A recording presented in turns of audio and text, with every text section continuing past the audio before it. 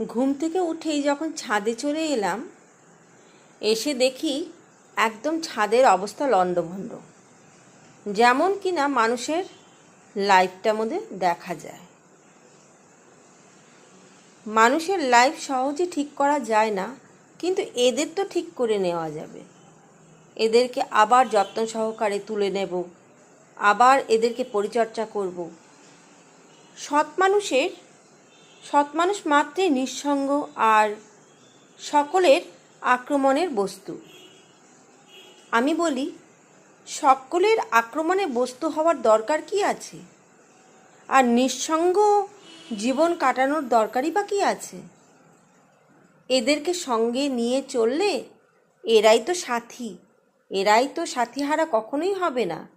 নিঃসঙ্গতার অভাব এই পশু পাখি গাছপালা লতা এরাই কিন্তু